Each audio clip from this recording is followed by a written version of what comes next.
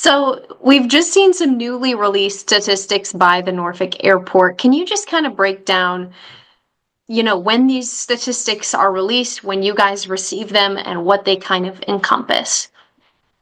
Well, we get data every month from the airlines reporting on the previous month, and that usually trickles in somewhere around the 10th of the month following the close of the previous. So we just received here the information for March now that we're into April. And so basically we have our first quarter in the books, if you will, in terms of calendar quarter. So that's the data that comes in on a monthly basis, and then we tabulate that quarter by quarter, then annually, and to see how we are doing. The last few years, obviously, we've been very excited about the growth that we have seen. We've had record-breaking years, 22, 23, 24. 25 is off to a little bit of a slow start. And there's a number of factors, I think, that are helping that in that slow start. One is we had a snowstorm during February. And, that basically, although the airport never closed, a lot of the airlines do preemptive cancels.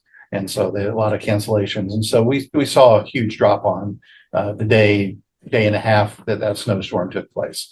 Also, this year is a year following a leap year in February. So we lose one day.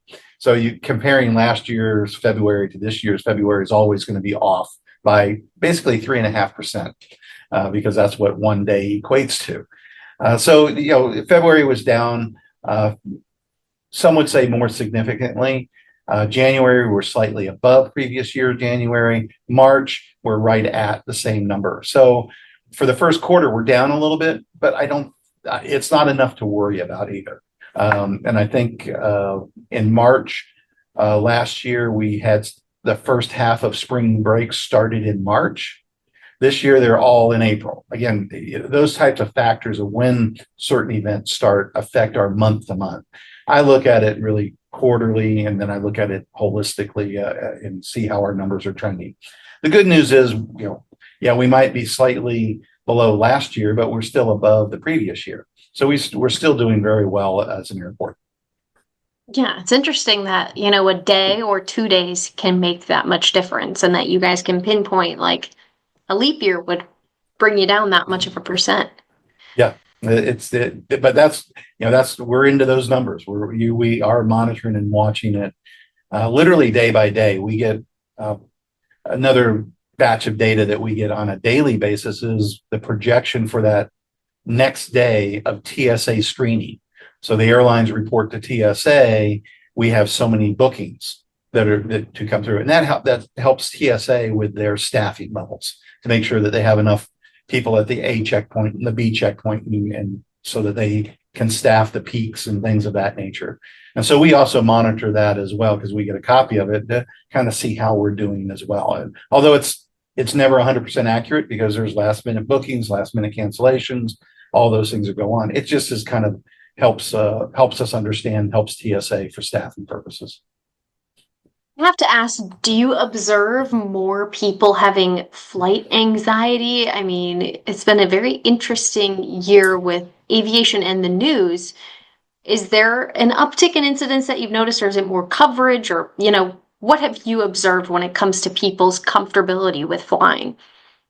I talk to people all the time. I like to get out and get on the floor or out to the concourses, if you will, and I do talk with people as I run into them. I don't really see a heightened anxiety. There's always going to be that group of people who just don't like flying. My wife is one of them. She doesn't like to fly. That's fine. You're always going to have that group of people. I don't see anything heightened above, any normal levels, really. Yeah, we've had some pretty significant incidences. This was the first year we've had loss of life with an aircraft incident in a number of years. And I could go off on all kinds of tangents as to what caused that incident in DC. But that's their issue, not ours. We focus on Norfolk, making sure that we run a safe and efficient operation and provide the best atmosphere, the best level of safety that we can for the passengers coming into and out of Norfolk. I want to ask you about some of your top destinations in 2024. Orlando at the top of the domestic list. Were there any surprises for you or any that, creeped in that you weren't expecting?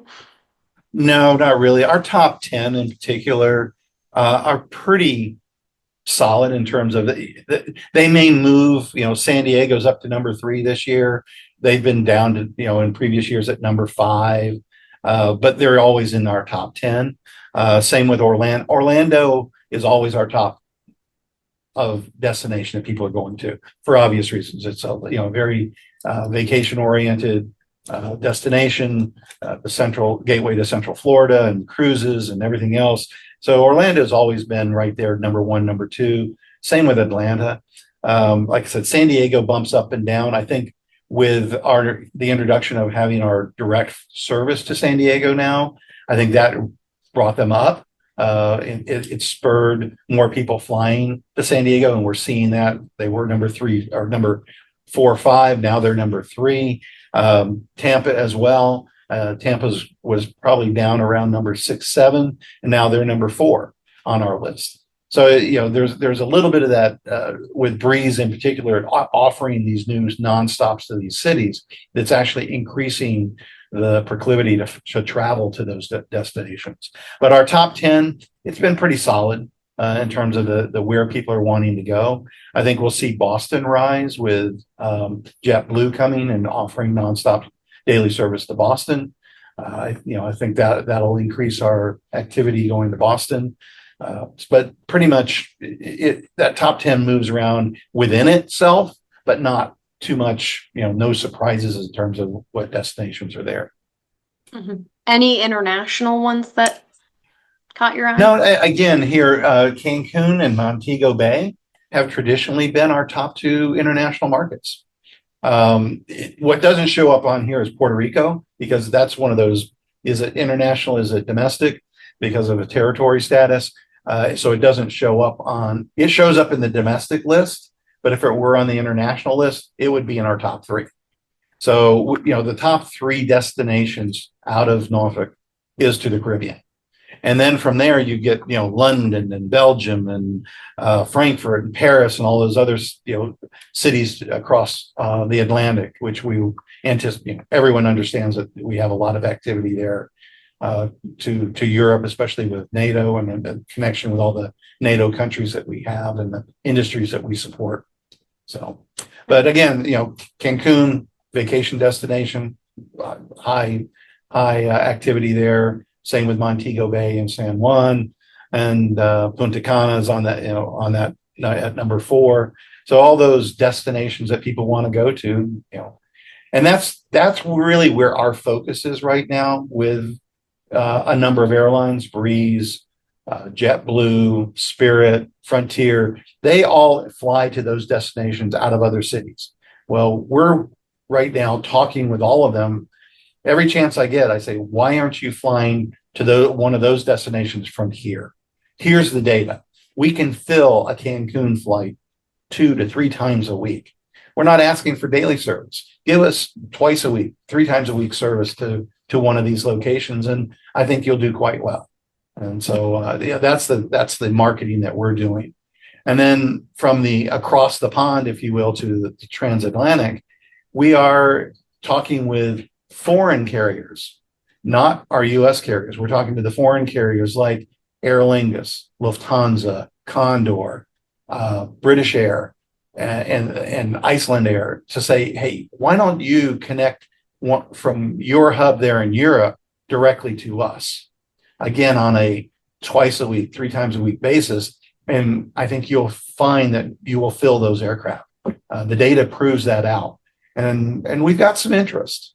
We have some interest from a number of airlines that are looking at us and trying to see, do we have the right aircraft with the right timing and all. There's a lot of variables that go into that calculus, if you will. Mm-hmm. Anything people should be looking forward to for the rest of 2025 or in the next quarter? I think we're going to be pretty stable in terms of the destinations. We're now up to 46 nonstop destinations out of here, which when I give my little road show that I give to a lot of to groups, I point out we punch above our weight. We have more nonstop destinations than San Jose, California, or Burbank, California, airports that are much larger than we are. So we offer a lot more in terms of our destinations, and we are growing because of that. So I think there's not going to be any new surprises. The airlines have set their schedules through fall, and we don't, other than JetBlue bringing Boston, we don't see anything new coming to us, but we see a lot of returning flights. Breeze is bringing back their entire returning group of destinations to us, including Fort Myers and Tampa and New Orleans, and all those destinations that we enjoy out of here are all coming back, as well as LA and San Diego and Las Vegas. So those are all starting here April, May, and beginning of June, and they'll service those all throughout the summer and early fall. Anything else you'd like to add this morning? I'll give you a little bit of breaking news if you want to add this. Last week was a big international exposition called Passenger Terminal Expo, and as a part of that, there's an organization called Skytrax that we participate in. Skytrax is an international auditing airport and airline auditing company. They basically audit on the quality of the airline or the quality of the airport. For the last 2 years, we've been very happy that we were designated a 4-star airport on a global scale. We retain that 4-star rating with Skytrax. So that just came out last week. As well, to our surprise a little bit, we are rated the number 4 domestic airport in the world. So Wow. what that means is, an airport whose primary function and focus is domestic, amongst all the airports in the world that have that same role, we are the 4th best airport in the world in providing the services and facilities to our customers, the traveling public. The only airports above us are 2 from Japan, and can't remember the other one, but it's another Asian airport. We are and then below us are Dallas Love Field, Kansas City, Chicago Midway. So we actually rank above those other cities here within the U.S., but on a global scale, being designated the 4th best domestic oriented airport in the world, we're pretty proud of that. Is that data has been published by Skytrax then for this year? Data that's been just recently published by Skytrax. The ceremony was last week, Thursday, I think Wednesday or Thursday, I can't remember. And then Monday they put it, posted it on their website after the expo was over with. So Awesome. there's a link to that. I can probably send you if you want it. Yeah, if you don't mind, that'd be great. Yeah. I can there's all hunt it these down. But different- if you have it, that's always easier. There's all these categories. Well, it's not easy necessarily to find, and they have all these various categories by size for airports. All airports with 5 million or less passengers, we rank number 6 in the world, regardless of role. Okay. So again, we're very proud that that we're even in that top 10 company globally, and holding a 4 out of 5-star ranking, with a lot of indications that based on the programs that we're doing and the improvements we're doing here at the airport, we're not very far off from being a 5-star rated airport, of which there's only 1 or 2 in the U.S. So we only, that 4-star, there's only, I think, 7 4-star airports in the entire United States, and we're one of them. Again, we're in very good company when we talk about how we rate. And we didn't enter this program to get the accolade. We entered this program to have an independent audit and view of our facility. Somebody that can come in and say, "Hey, here's where you're doing really well. Keep it up. But here's where you really improve."